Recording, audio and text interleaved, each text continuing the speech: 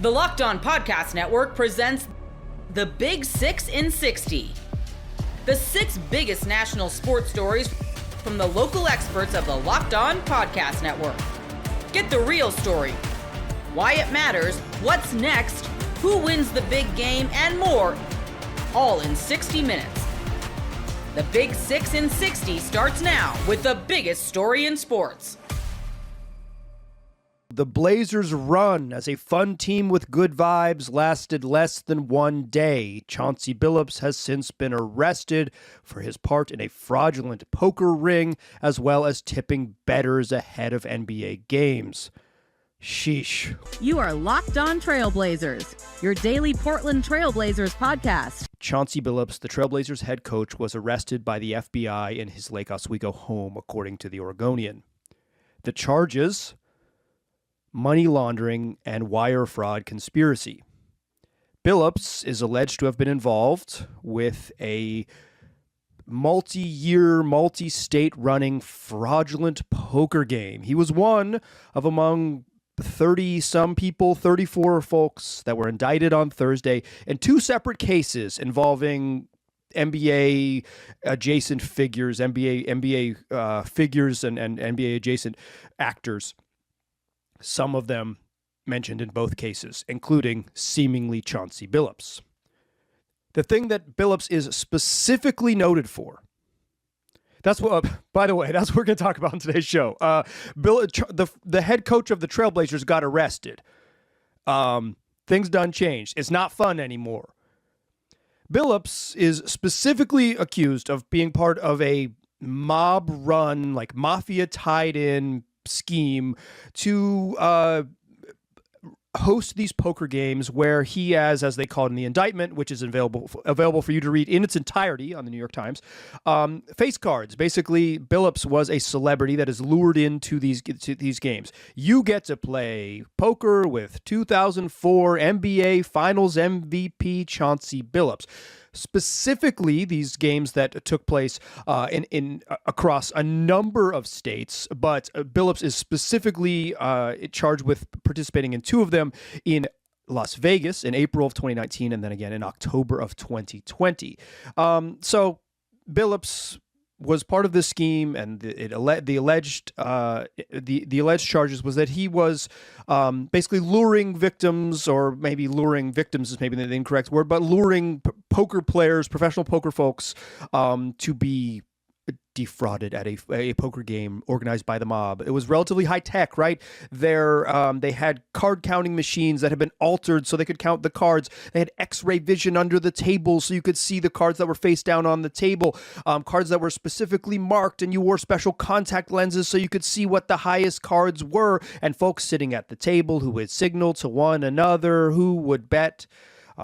There was a podcast released in 2019, right around when this was happening, by a professional poker player saying, like, yeah, it was kind of like this was known that these games were like not at all above board. Billups, of course, was hired by the Blazers in 2021. This stuff was kind of out there. So the indictment is specifically that he participated in these fraudulent games in Vegas, and that this ring extended to many, many other cities. So, there's a second part of this case, these multiple cases. And Billups is not specifically named in those cases. He's specifically named in the fraudulent mafia-led with ties to like major crime families in New York. He's specifically named by name in that case. In the other case, he is not specifically named. He is not directly named, but he is pretty clearly involved. In that case, there are 6 defendants, and Billups is likely referred to as Co-Conspirator 8. And Co-Conspirator 8 is described as an NBA player from 1997 through 2014 who coached since 2021 and lived in Oregon. That's Chauncey Billups, y'all. So what did Chauncey Billups do in this tipping? This is the other case. This is not the poker case. What did co-conspirator number 8 do in the other fraud case here? He is accused of. Basically, one of the defendants in this case, someone named Eric Ernest, said that he was tipped that the Blazers would be holding out players in order to improve their draft odds. And the game in specifically mentioned is March 24th, 2023. And this tip happened before the information was publicly known, according to the indictment. So basically, the Blazers are going to play the Bulls on March 24th, 2023, and someone gets a tip that some important players are not going to play. I remember this game because Wednesday, March 2nd, 2023, for a long time, was the final game Damian Lillard was ever going to play in a Blazers uniform. That game, the Portland went into Utah. Dame had 30, Yusuf Nurkic had 20, Shaedon Sharpe had 20, and Dame had kind of hinted at, because the season was going south and they weren't competitive, at some point in the coming weeks he was probably going to shut it down. He had openly said that on the mic in the media room at the Moda Center. They beat a not very good, but not bad, but not very good Jazz team, right? And then on the injury report, all of a sudden, Yusuf Nurkic and Damian Lillard for the Friday game back home against the Bulls. I know the March 22nd date. It's in my brain. I knew the game as soon as they mentioned it. Dame didn't play for the remainder of the season. Nurk didn't play for the remainder of the season. This was the game that they pulled the plug. We all knew that the Blazers pulled the plug. Everybody here, go back and listen to the tapes. We knew what they did. They decided they were punting on the season. And legally, you don't go to jail for tanking an NBA game. What you go to jail for is tipping. What the crime is tipping. So in the NBA, prior to each season, if you are an NBA employee, you take a low class. I believe it's a day-long course for some. I don't know what level of class Chauncey Billups would have to take, but for other staffers, it's a day-long course. No betting, no fixing, no tipping. That's tipping. Betting on the games is illegal. We all understand that. Fixing games is illegal. We all understand that. But tipping off folks before this information is public to hammer the line against the Blazers' opponent, which, according to the indictment, is exactly what happened, before it has been publicly shared that Damian Lillard and Yusuf Nurkic are being shut down for the season, is specifically against the rules and is straight up illegal. Co-conspirator number 8. This news happened early in the morning. Chauncey Billups was arrested at 5 a.m. here locally in Portland. I got an email from my sister about 5:45 this morning in Portland. She's like, yo, Chauncey Billups got arrested. I don't want to text you. When I did wake up about an hour later, around 6:30, 6:45, my wife said, Chauncey Billups got arrested. I said, what? Why would you mess with me this early in the morning? But by the time I woke up and realized that this is real and had happened, I was kind of waiting for the hammer to drop. Because if federal charges come out against Billups, and at the time I did not know about the co-conspirator number 8 thing this early in the morning, I knew it was just like, okay, he's been indicted as part of this mafia-run fraudulent poker ring. Okay, well, that's enough to lose your job. When is this going to happen? Around 9 a.m., the NBA announced that Chauncey Billups, as well as Terry Rozier, who's involved in the second case with the sort of cheating NBA games, basically. Terry Rozier and the NBA issued the following statement. Terry Rozier and Chauncey Billups are being placed on immediate leave from their teams, and we will continue to cooperate with the relevant authorities. We take these allegations with the utmost seriousness, and the integrity of our game remains our top priority. And yet, we hadn't heard from the Trailblazers. Obviously, this is like, you don't rush to make a statement, but before 7 a.m., I knew this was happening. Some of you woke up early and knew it was happening. Some of you on the East Coast woke up at a normal time and were like, oh my goodness. The Blazers, by noon, officially released the following statement. We are aware of the allegations involving head coach Chauncey Billups, and the Trailblazers are fully cooperating with the investigation. Billups has been placed on immediate leave, and Tiago Splitter will assume head coaching duties in the interim.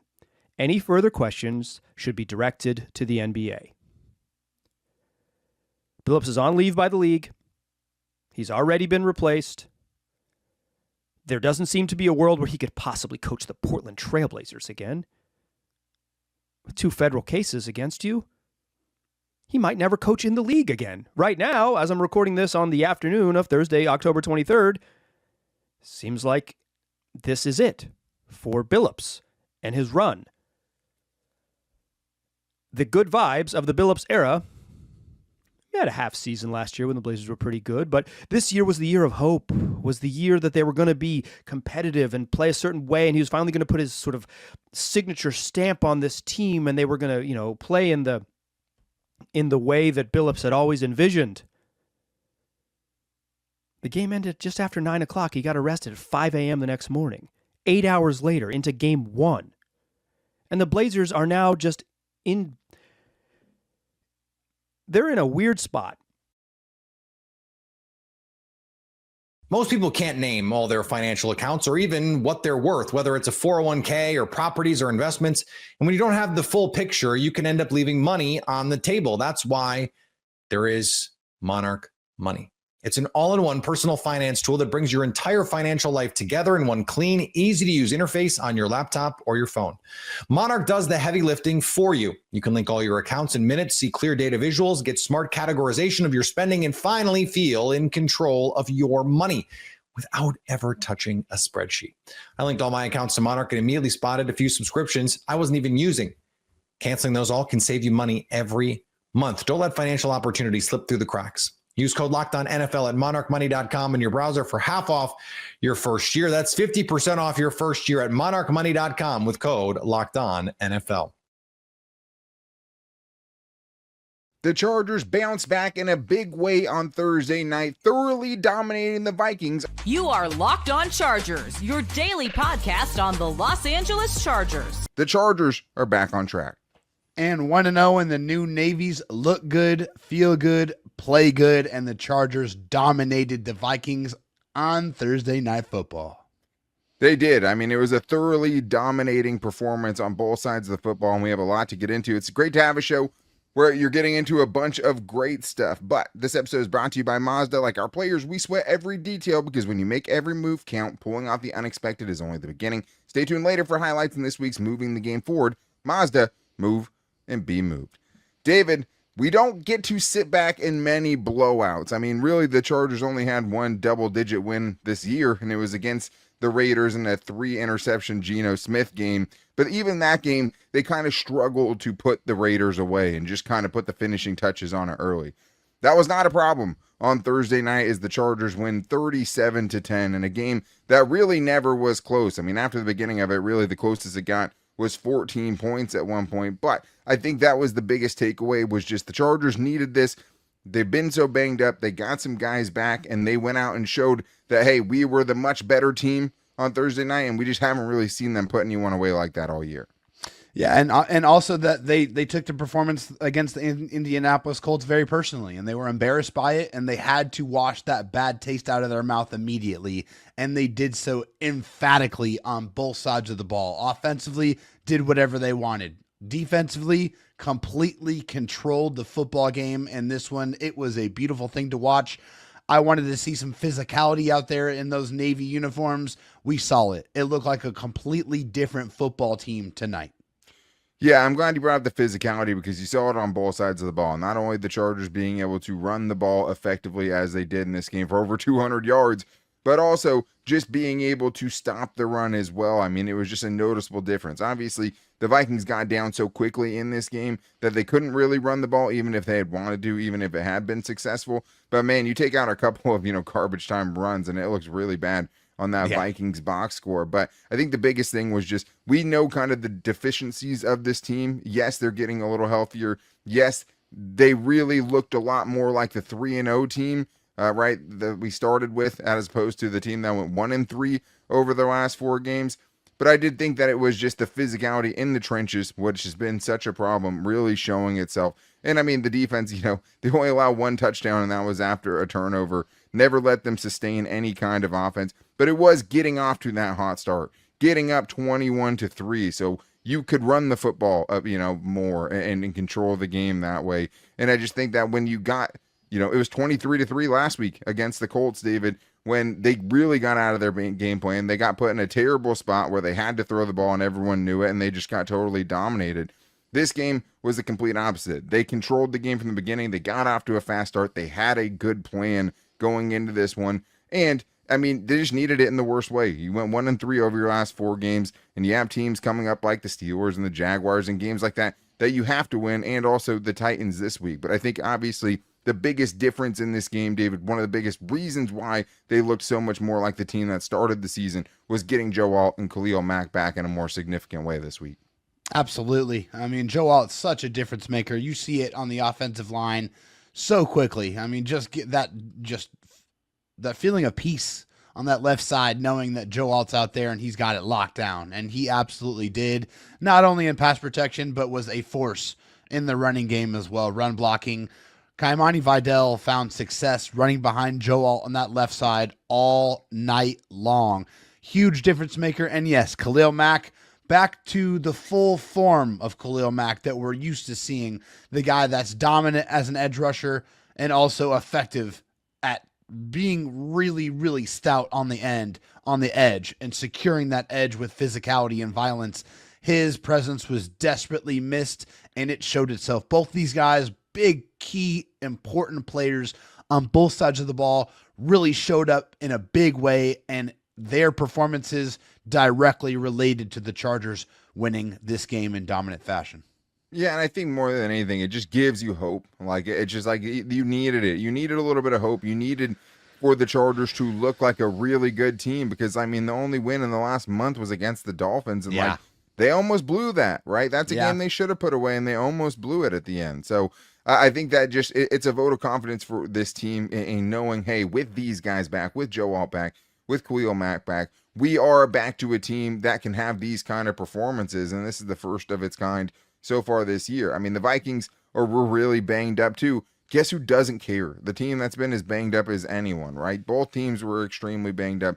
But I think as far as Joe Alt goes, like, just to know that your blind side is protected. And I mean, more than that, I think that you saw the escapability, right, and the maneuverability of Justin Herbert a lot more, because it wasn't 5 guys getting pushed into his lap, right? There were levels to it. He could move around the pocket. He could step up when he had to. He could drift over to the left side when he needed to, because he knew he had protection there. So I thought that was huge. Joe Alt immediately just, giving you so much immensely more than what you were getting before when he was out with Austin Deculus. So I thought that was great. Khalil Mack, again, last week, 12 snaps, almost purely as a situational pass rusher, and he still notched a sack. This game gets another sack. I think Chris Rim said it was 3 straight games with the sack with the Chargers, which is great to see, 1 before the injury and 2 since he's been back. But it was those other snaps that he got in this game that were on those running downs that helped them on early downs get to those situations where they could rush the passer more effectively. But the Chargers, obviously, you never want to go too far into it without just saying they're not there without Justin Herbert, who was awesome. And we'll talk about the bad interception, and I thought it was a bad one, even though it was tipped.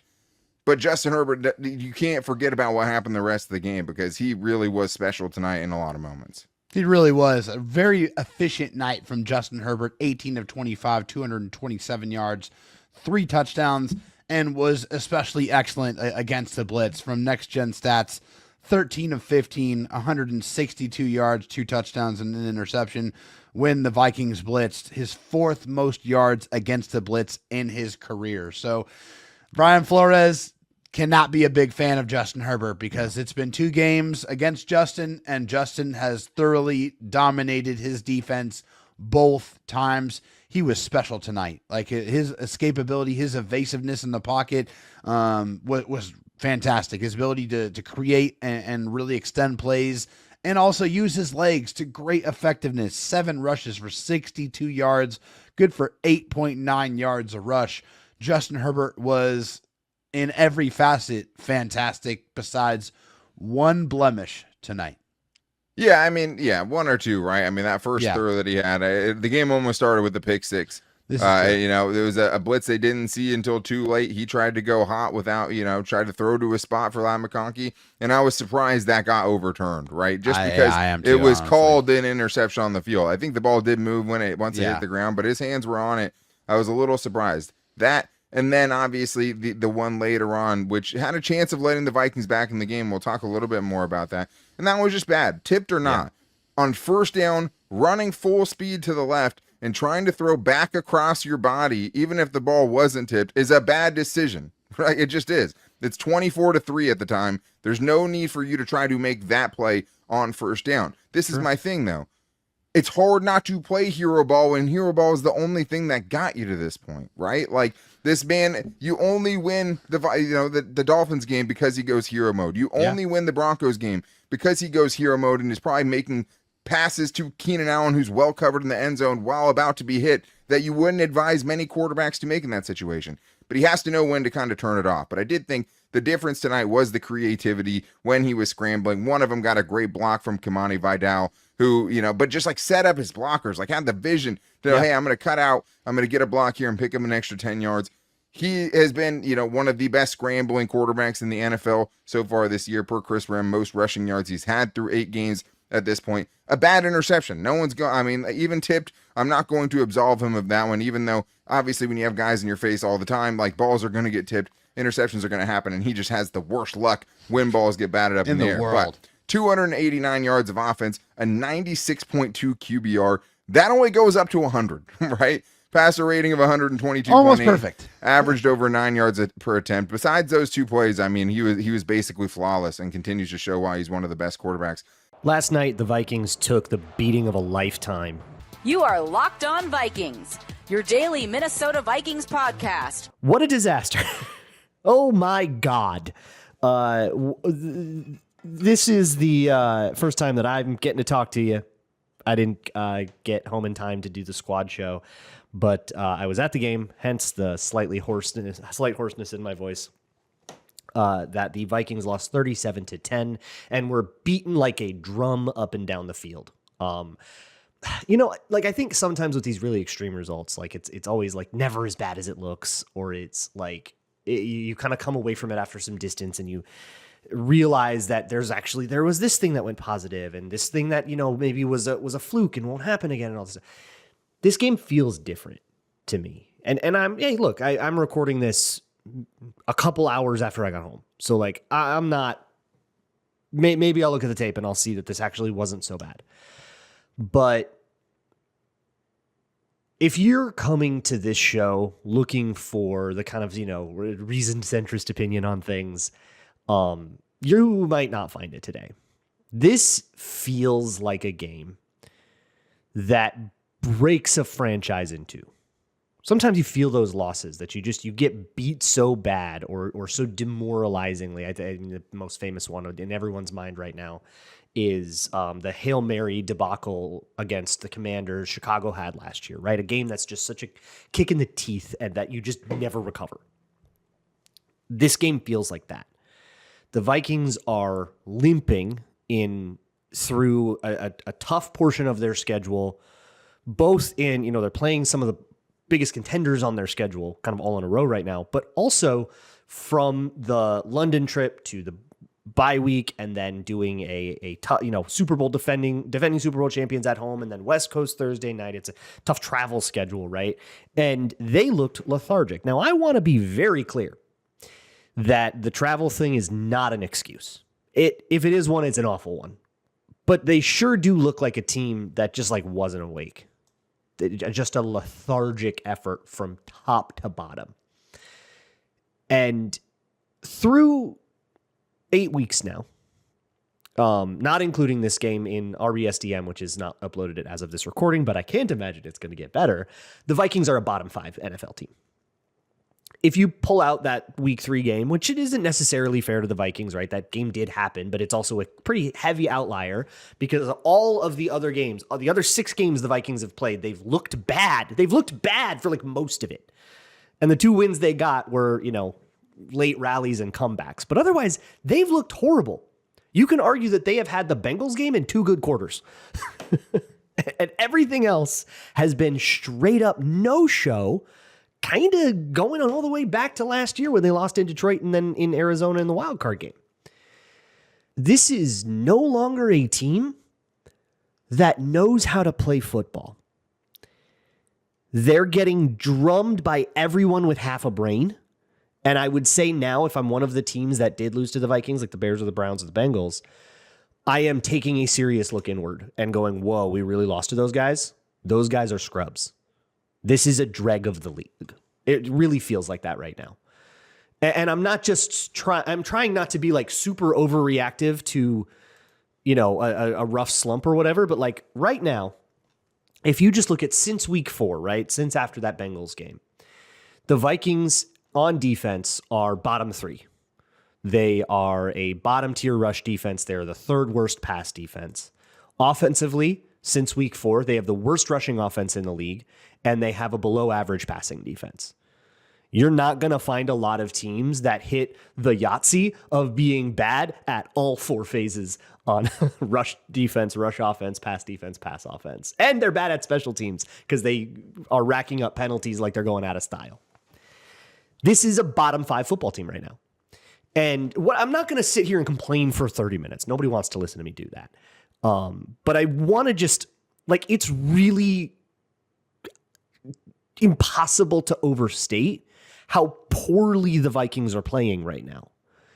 And it really makes you wonder what they were thinking. How did we get here, right? And I can already hear a lot of excuses coming in. Some of them have merit, but I think they all fall a little bit short, right? Yeah, there are injuries. There's a lot of injuries. And every time you see Justin School get absolutely smoked, you're going, okay, but that guy's not supposed to be in. This sucks, but that guy's not, hopefully, the guy's healthy by now. Well, it's October. We are now getting to a calendar year since Christian Darrisaw got hurt, which is for that ACL, MCL, a full calendar year is the end of the typical recovery timeline. It's 9 to 12 months. We're at 12 months. And Christian Darrisaw still hasn't recovered. Now he's played. He's still suffering from that injury. And he's played a little bit through it. But the whole offseason we spent hearing that Darrisaw was ahead of schedule, that he's doing great. We're super excited. They're targeting maybe week 1. That's, a really fast timeline, but he's doing so awesome and everything's super optimistic. I think we have to seriously ask the question. If the Vikings rushed Christian Darrisaw back from that injury to get him to play 3/4 of a game because the season was going belly up so bad, and did they make that recovery timeline extend? Did they make his injury worse rushing him back and slow down his recovery so now we only have him for 3/4 of every game? And if they did that, we got to really, really, really ask questions about if that was worth it, right? Not only just for the, did you actually get more snaps out of Darrisaw than you otherwise would have, but also it's just deeply unsafe and disrespectful to your player. So I'm really worried that they did that. I'm worried that they did that with O'Neal, who played a whole Eagles game on a sprained MCL and then has to sit out this game. So you got a whole game of Justin School. Congratulations, everybody. But the unforced errors pile up. And when we talk about unforced errors, I keep talking, you hear that phrase a lot, and you usually think of false starts and penalties or, gimmicky turnovers or these kind of shoot yourself in the foot kind of plays, timeout debacles. That's not even what I'm talking about. I am talking about the unforced error of switching out Blake Brandel for Michael Juergens, who's playing horribly at center. I'm talking about the unforced error of trading away 2 guys on your defense and then having that depth tested, having one of the worst run defenses in the league, depending on how far back, since what week you say, the worst run defense in the league, and trading away your starting nose tackle to start the year, trading away your cornerback depth. Now Jeff Okudah gets a concussion in this game. You have Dwight McGlothern playing. Then you're getting gashed of letting Cam Bynum walk and just thrusting Theo Jackson into that job without any competition, thrusting Michael Juergens into that backup center job without any competition, only to bench him after half of one game, giving absolutely no consideration to the run defense problems that you have until you go up against a strong run team in the Eagles, overly panic about it, take all of your pass defense players off the field, get destroyed by Jalen Hurts, and then hop into this Chargers game completely reeling. This Vikings team is spiraling, and a lot of it is because every decision that they have made, from Kwesi to O'Connell to Flores to players, all of these decisions are falling apart. I haven't even gotten to the Carson Wentz part yet. Carson Wentz is terrible, but it's kind of like Justin School. It's like, okay, but he's a backup. He's not supposed to be in. So the idea of, Carson Wentz for the rest of the season, we don't have to worry about, God willing. Kevin O'Connell did say on the podium after the game that when JJ is healthy, JJ will play. And he said that that's always been the case. That's always kind of been what I thought. And I think if you got caught up in the conspiracy theory, you can now rest easy. You soldiers, you may stand down, because it's going to be JJ McCarthy against the Lions, assuming there's no setback. Tom Pelissero is also pretty directly reported, as direct as journalism words can get, that they expect him to be healthy by the Detroit game and be, off the injury report, basically, going into next week of practice. So, as bad as Carson Wentz was, it's not even really what I think we should be talking about right now, because that one will go away. That one will kind of recede back into the shadows, and then you're going to have a young quarterback, and he's going to have his mistakes, but it'll be a different character of thing. But when I see, Harrison Smith can't run anymore, man. It looks like he's in molasses. Everybody looked like they were in molasses. Were they just tired? Was it just like that? Or maybe the most baffling, unforced error of the whole year to me is that the Vikings didn't practice. The NFL season is rolling along, and FanDuel is making sure you're ready for this weekend with can't miss offers. Right now, new customers can bet just $5, and if your bet wins, you'll get $300 in bonus bets to use across the app.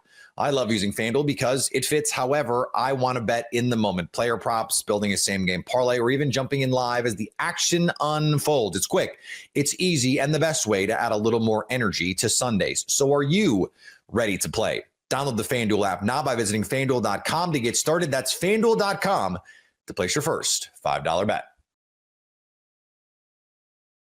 The Oklahoma City Thunder display grit and guts against the Indiana Pacers. You are Locked On Thunder, your daily Oklahoma City Thunder podcast. You look at this game, no Jalen Williams, no Isaiah Joe, no Alex Caruso, no Cason Wallace, no Nikola Topic, no Kenrich Williams, no Thomas Schwarber.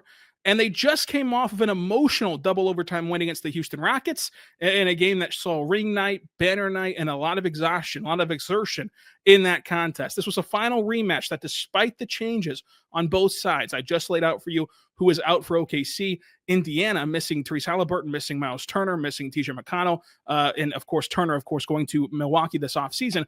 This was still an emotionally charged game. These two teams wanted to beat each other. These two teams are linked together forever because of their final history last June, and the crowd was really into it. It created a great atmosphere for this game as Brandon Rabar joining us now for however long his internet lets it happen. Brandon from DailyThunder.com, 107.7 The Franchise, Thunder Roundtable, and the OKC Dream Team. Brandon, this was a gutsy win from OKC. 19 lead changes, 18 ties. The biggest lead was 7 points in the Thunder's direction, 5 points in the Pacers' direction. They played this game really tight throughout, and that's what helped the Thunder get a 141-135 double overtime win in Indiana. The Thunder actually win the rebounding battle by 5, but the turnovers were dead even at 14. And that has to be addressed, more adversity to fight through for OKC, a team that was already battling the injuries that we talked about. But another bad shooting night for OKC, 45, 28, 88, their shooting splits.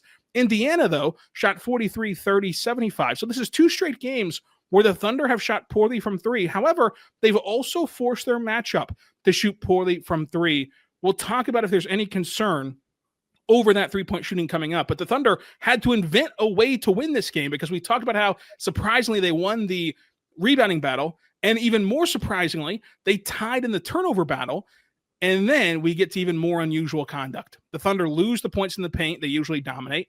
They lose second chance points. That's normal. But they lose fast break points by 10, a margin that is typically a 10-point or better margin for OKC's direction in transition. And yet They hung around this game. They never let go of the rope. And because they're the deepest, most talented team in the NBA, they eventually figured it out and found a way to win. And I think that this continues to back that claim up. You can take away the all-NBA forward. You can take away, 3 of the 5 best defenders on this roster. You can take away their only true sharp shooter. And yet they start 2-0 and get 2 thrilling double overtime wins, Brandon. Like, what did you make of this win from Oklahoma City?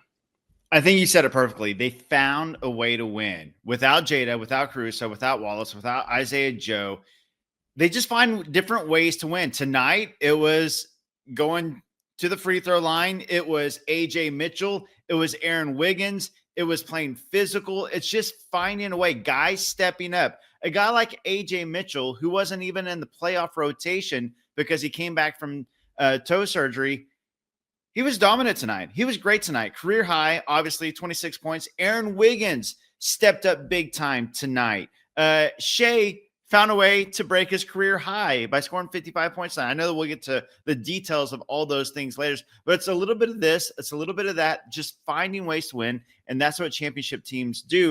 And I thought it was especially impressive tonight because obviously, look, the Pacers aren't the same Pacers that were in the finals team. They don't have Halliburton. Turner is gone. McConnell didn't play tonight. Nimhard went out at halftime with injury. So they weren't, fully themselves either, but that crowd wanted it. It was the home opener. It was the team that beat them in Game 7 of the finals. The team wanted it. They played hard. They made tough bucket after tough bucket in the fourth quarter, like hands in their face, falling away at the shot clock buzzer. So Indiana wanted it. That crowd wanted it, but the Thunder just found another way to win. Very impressive. It was very impressive. And when you look at this Thunder team, we're going to talk about Shea's career night, but is the 3-point shooting concerning to you? To me, it's kind of business as usual because I always viewed this Thunder team as a streaky 3-point shooting team. And you take away their most reliable 3-point shooter in Isaiah Joe, and you take away a guy like J-Dub, who is one of their better 3-point shooters. You take away a guy like Caruso, who you trusted the most in the playoffs to knock down jumpers, and Cason Wallace, who hits timely buckets. This team, for better or worse, is banking on the fact that they're a streaky bunch. And last year, they didn't get hot in the postseason. They were 13th out of 16 teams in 3-point percentage. It's risky, I would say, to bank on that happening again to be sustainable. However, in terms of the overall product, I'm not too concerned because eventually you'll see the streak go in the other direction. Whereas if you had a situation where they shot even just average, much less if they got hot, then you had these 2 games, let's say by Thanksgiving, it wouldn't be as big of a deal as it is to have it happen the first 2 nights out where you're ice cold on that streakiness scale. On top of that, remember, they're missing a lot of their 3-point options. I'm not worried about it. This is a 2-game small sample size. And like you said, the shooting is going to be streaky. It's going to be up and down. And they are missing some of their best shooters. They're missing some of their best spacers. But then also, like, guys who normally shoot really well. Like, look, through 2 full seasons, Jet 38% point shooter. Well, he didn't hit any threes tonight. It's been rough to start as far as, like, 3-point shooting tonight for Chet. He was 2 of 5 opening night. He was actually 2 big toes away from being 4 of 7 opening night. I'm not worried about Chet. He missed some threes tonight. Not worried about it. Lou Dort, not worried about him. He's proven to be a good 3-point shooter. He shot 40% from 3 last season. So no, I'm not worried about it. These guys have proven it over much bigger sample sizes. I'm also not worried about the defense for obvious reason. Like, the Thunder are not whole right now. I mean, yes, you can miss 1 guy. You can miss 2 guys. They're missing a lot of the rotation right now, and it's a lot of their top guys. So just the fact that they're finding ways to win against tough opponents in tough environments is impressive. You'll get the W and take it. Yeah, you'll absolutely take the win. And I think that there's 2 different conversations to be had. Like, is it concerning? No, because this is what this team is and what this team is going to be. You mentioned Lou Dort being a 40% 3-point shooter. That's true. Largely built on a big sample size of him being a high volume 3-point shooter and catching fire for a couple months, having ice cold stretches for a couple weeks, and it all evens out in the end for Lou. You look at the playoffs, even where in that Denver series, in 1 game, he goes from having a horrendous shooting night to a great shooting night. So I say the Thunder are going to be who they were a year ago from three. Now, the other conversation is that going to be good enough? Do they need to add somebody to rely on that you feel more comfortable with? That's a separate conversation. But as far as this team goes, especially down these guys, I still think that you can expect from them the 3-point shooting that you saw a year ago. I don't think it'll be this bad the entire season. I think that this is just 2 bad shooting nights in a row. Most people can't name all their financial accounts or even what they're worth, whether it's a 401k or properties or investments. And when you don't have the full picture, you can end up leaving money on the table. That's why there is Monarch Money. It's an all-in-one personal finance tool that brings your entire financial life together in one clean, easy-to-use interface on your laptop or your phone. Monarch does the heavy lifting for you. You can link all your accounts in minutes, see clear data visuals, get smart categorization of your spending, and finally feel in control of your money without ever touching a spreadsheet. I linked all my accounts to Monarch and immediately spotted a few subscriptions I wasn't even using. Canceling those all can save you money every month. Don't let financial opportunities slip through the cracks. Use code LOCKEDONNFL at monarchmoney.com in your browser for half off your first year. That's 50% off your first year at monarchmoney.com with code LOCKEDONNFL.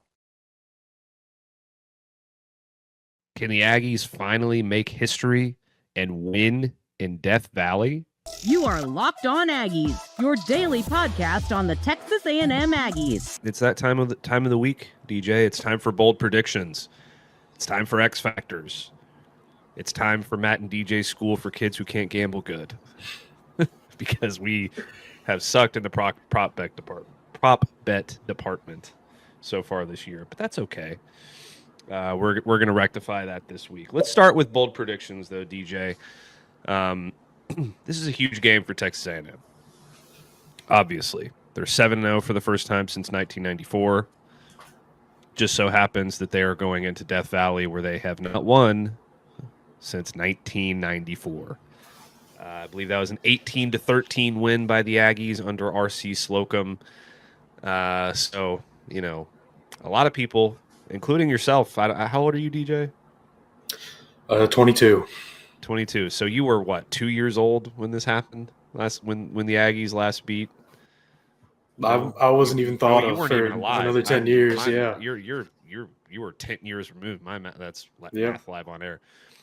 Yeah, so you weren't even alive the last time the Aggies won in Death Valley. Not even thought of. You were a sparkle in your parents' eyes. Yep. That means something. 31 years since the Aggies have won in Death Valley. So my first bold prediction, DJ, the Aggies make history and they win in Death Valley. I like that. There's just some games that you get a gut feeling about, and it's like the Aggies are going to win that one. And, looking at the schedule going into the year, that was one that I had kind of that feeling about even before all the success. So I'd be really excited to see if they can go in there and do it. My first bold prediction for A&M is just going to kind of piggyback on that. I think the Aggies are going to go in there and win. I think they're going to make history in that front. But I think they're going to do it on the back of the best rushing performance they have of the year. Okay. I like that. So that would entail what exactly? Because Texas A&M won last week against Arkansas, and they had over 200 yards rushing. Let's see if I can pull up. Okay, so let's go through their performances rushing this season real quick and see where that could stack up. Because this is interesting, because I really like this one. They had over 200 against Arkansas. Against UTSA in the season opener, they had 108, so not great. Against Utah State, they had 235. So your number's getting up there, DJ. Against Mississippi State, they had 299. Against Florida, 183. So the Aggies have to get 300 yards rushing in this game. That's what you're predicting? Yeah, I think they'll do it. I think we're going to see it. Ruben O'Rourke, he seems to be kind of stepping into that workhorse role. I think that you're going to see, EJ Smith getting in there. Every game that he's been playing in since Moss got down, he's been getting better and better. And then I think Jamarian Morrow is going to pick up the slack for the rest of the yardage there. And I actually don't think that Marcel Reed's going to be as much of a factor in the run game. I think LSU watched him, gash him last year. So I think they're going to be really locked in on him, and they're not going to let him make as much of an impact with his legs. I really like this because this is the definition of bold predictions. This is a good one because I think you could be right, and it's going to shock a lot of people. I think Jamarian Morrow is a dude, and I think he's gonna have a big game here, and I think that they need to run the football effectively in this game to win as well because it's going to be a very hostile environment, and that's a good way to take the crowd out of the game. All right, my next bold prediction, DJ. I'm going to go on the defensive side of the ball for the Aggies, and I am going to predict that. Let me make sure. Hold on. Let me make sure that I'm not wrong about this before I actually make the prediction. I'm just going to double check the stat real quick. Okay, that's what I thought. Des Ricks gets his first interception of the year and his second interception of the year. He picks off Garrett Nussmeier twice and changes the game for this Aggie defense. I like that one. Nussmeier threw 3 picks, I think, last year against the Aggies in Kyle Field. So I personally thought that was, an aspect of Kyle Field. You have the 12th man, night game, everything's loud and rowdy. I thought it was a product of that and just kind of being flustered with everything. Pass rush was showing some sort of life, which didn't really happen too often last year. But I really think that this A&M defense is in a better spot than it was last year, especially with the pass rush. And if the pass rush starts getting home, I wouldn't be surprised seeing Nussmeier start, kind of rushing those throws that he'd usually a little bit more time. And I like that. I like that prediction a lot. All right, give me your next one, DJ. I think it's going to be pretty similar to last season's game against the Aggies. I think Nussmeier and the LSU offense is just going to gash this secondary. Last year they put up 400 passing yards. I think they'll get near that again.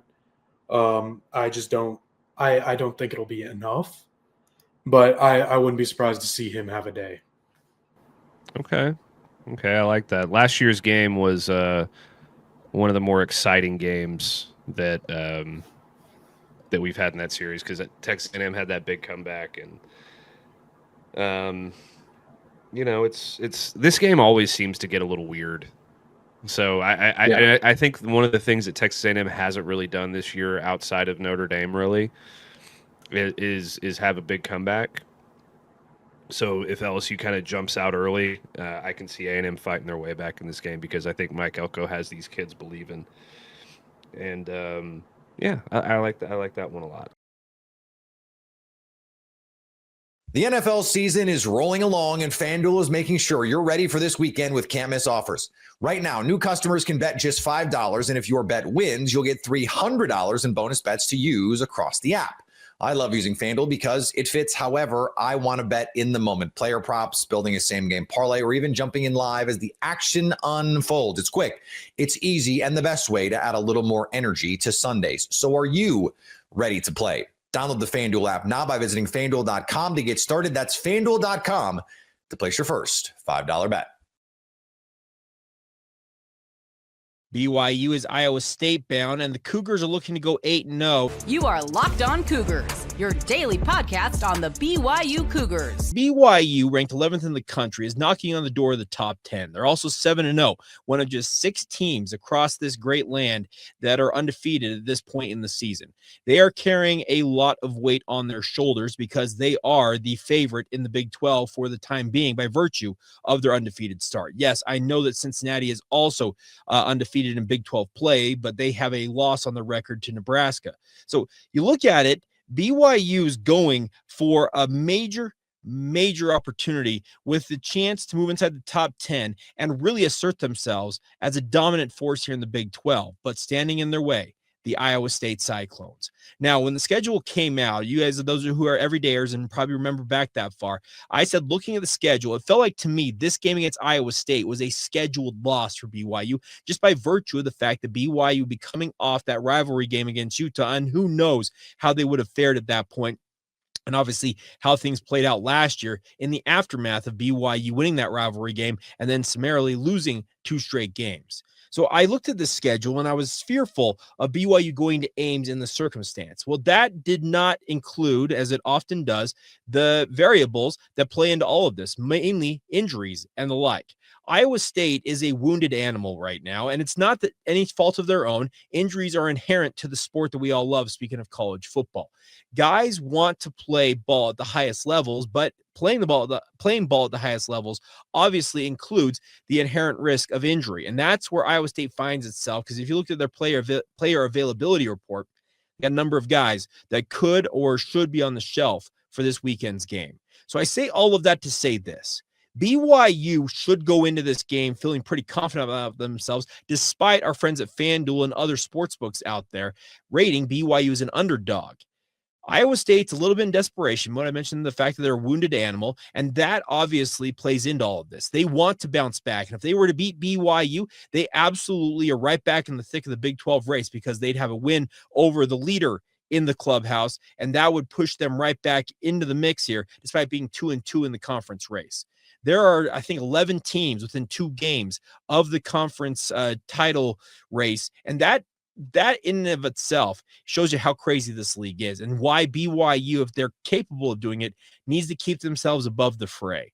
Kalani Sitake likes to talk a lot about controlling the controllable. Well, you know how you control the controllable in this circumstance? You go out to Ames, Iowa, you run the ball down their throat time and time again, then you play action off of it, you get enough points, let's say 24 plus, which is one of the pillars that Bronco Mendenhall has always espoused, and history suggests that if you keep a team under 24 and you score over 24, usually you're going to win more football games than you're going to lose. BYU needs to understand what's at stake here. The reputation of this football program, the reputation of the Big 12, and all of that is riding on their shoulders. I know it sounds crazy to say for a team, as I mentioned, that is an underdog, according to our friends at FanDuel and the sports books and the like, but that's exactly where BYU has thrived in this circumstance.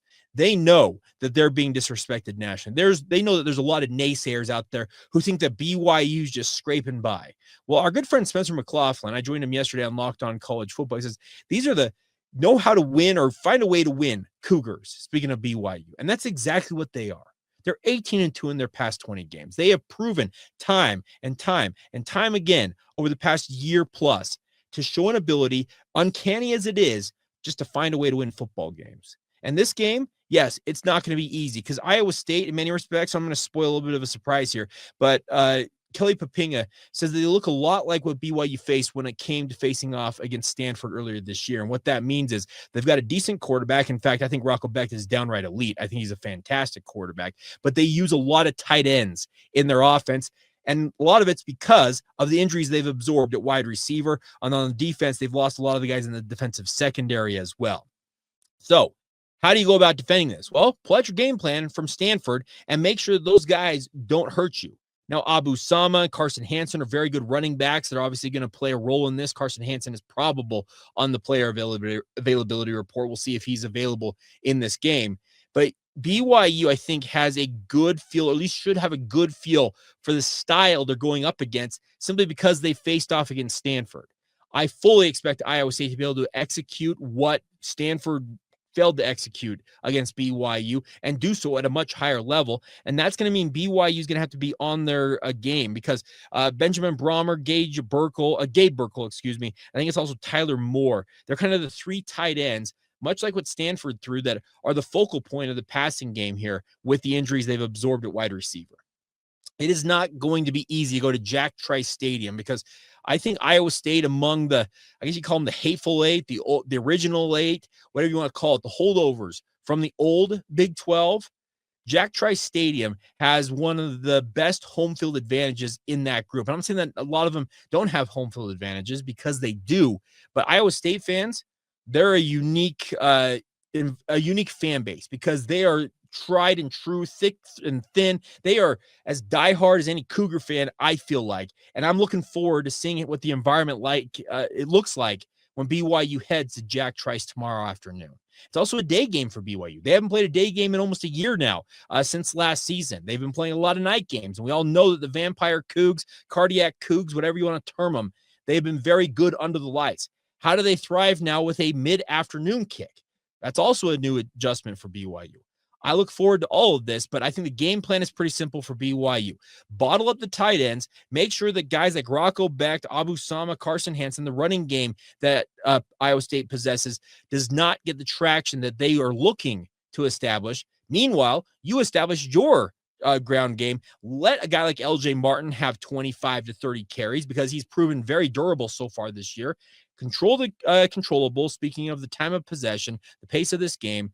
Let Bear Bachmeier cook with the QB run game and his play action ability and get out of Ames with that victory and sit at 8-0 entering a bye week. I think that the worst loss BYU could take right now would be this one because they'd be sitting on that loss for 2 weeks, getting ready for Texas Tech on the road 2 weeks away. You don't want to enter a bye week on a downer note. And that's also got to be something that BYU's weighing in the back of their mind is, hey, we cannot let this slip right now because a lot of the Big 12 with Texas Tech falling last week, there's been a perception out there the Big 12 is, hey, they're cute and all, but they can't compete at the highest levels.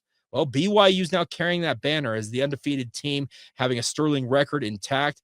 And to let it fall by the wayside right now would only give more ammunition to those talking heads out there who want nothing more than to denigrate and downgrade the Big 12 and obviously BYU by extension. So it's an interesting dynamic at play here because BYU carries a lot of pressure going into this matchup, all the while being a betting underdog. It's kind of an oxymoron in so many different ways, but I'm looking forward to this matchup. I think BYU is very, very capable of winning this game. Is it going to be easy? No. And quite frankly, I think every game for the foreseeable future on this docket for BYU, even this game against Iowa State, they're going to be the type of games that I'm going into thinking, okay, it's kind of a one possession game. And in those type of scenarios, 2, 3, 4 key plays, turnovers and the like can really tilt these games and make it one way or the other in terms of who comes out with the victory. So BYU, keys to the game, take care of the darn football. You got to make sure that you are plus in the margin because when BYU's been plus in the margin, they're routinely going to win those football games. Yes, they have won a couple of times this year being minus in the margin, but that's not an area you want to live in because more often than not, that's going to catch up with you and cause you to lose games. I want to see LJ Martin run and run hard. I want to see some other running backs step up as well, whether it's Jovessa Damuni. My personal favorite is a guy like Preston Rex. I think Preston's been an absolute revelation this season. Despite all the injuries he's endured, he has proven to be a pretty versatile weapon, and I want to see more of that. Get the ball to Chase Roberts. Let Parker Kingston cook in both the run and pass game. And then obviously let Bear cook. And any of you have probably seen the shirt I'm wearing on YouTube today. My good friend David gave this to me last week when he saw me. And what that is, that's the Berserker 47, as he points out that in Nordic countries, the Viking age, well, Berserk, as you guys know, maybe you don't because I learned it myself, but Berserk comes from the Vikings. And what it means is Berserker. They thought that these guys who were the elite warriors, they were absolute just lunatics, is probably a good term, that would go into battle. Well, they believe they became bears. So Berserker 47. There you go. So looking forward to seeing how Bear handles another road environment, but I don't worry about that kid anymore. He has proven to be a guy who doesn't get too high, doesn't get too low, and road environments, no matter how hostile or crazy they may get, he is proven to be very, very adaptable to playing in those circumstances. So we'll see how it all shakes out. And I'll just say it right now. I've got BYU winning this game 31-24. That's where I think it sits. And that's where I think BYU gets out with a victory. They'll do just enough and obviously hold Iowa State down enough as well and go to 8-0. And should the weekend pan out the way I expect it to, BYU will be safely inside the top 10 entering their bye week in the rankings come next Monday.